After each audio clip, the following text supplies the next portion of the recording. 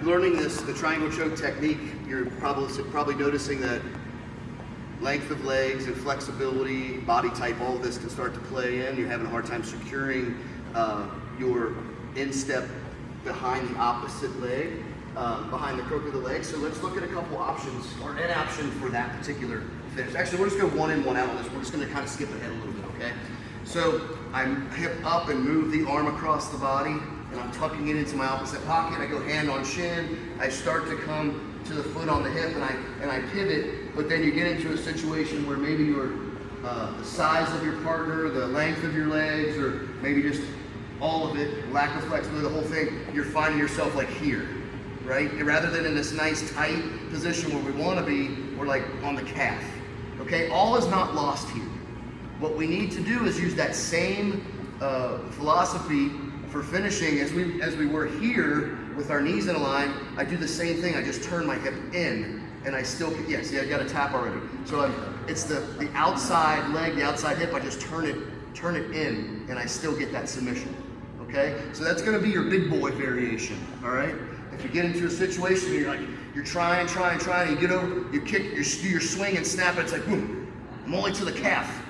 I'm not locked in all the way. What? Turn your hip in like this, and you still have a good squeeze, and you can always play the back of the hip. Okay? All right, so there's that.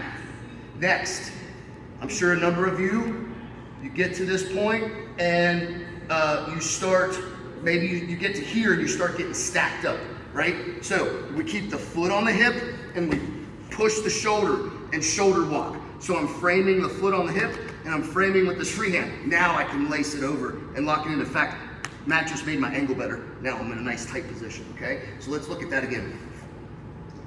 Yeah. Oh, good. One in, one out again, right? So arm across the body, hand to shin, foot on the hip. I start to make my pivot. He starts to stack me. I gotta push, shoulder walk.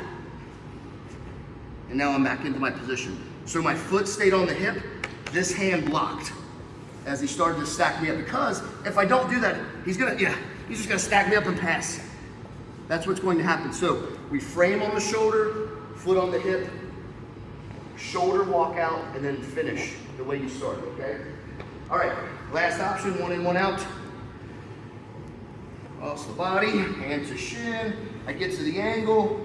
I start to come over here. Maybe my guy's like, he's able to start working. He's trying to work the leg away a little bit here. We can also just hug this arm, pass the leg over the head, and now I've got a nice clean arm bar right here. So just so you know, this is a pretty deep triangle, but let's say I was on the calf again, and I can't get him to tap with my hip shift, and my foot can't go behind my knee. I can just push and pass the head here, and we have an arm bar submission, okay? So that's the one I want us to drill before session's over. So higher belt ranks, I want you guys to do one rep of being stacked, shoulder walking and finishing your triangle, and then a second rep of switching to the arm, transitioning to the arm bar, okay?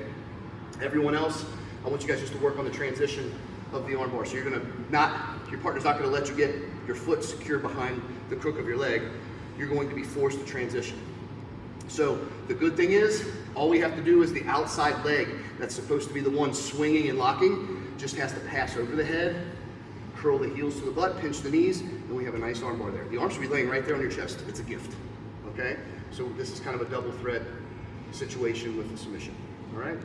Okay, so let's get a handful of these reps before session's over. Just get comfortable addressing counters, all right? Okay, let's go. 3, 2, 1.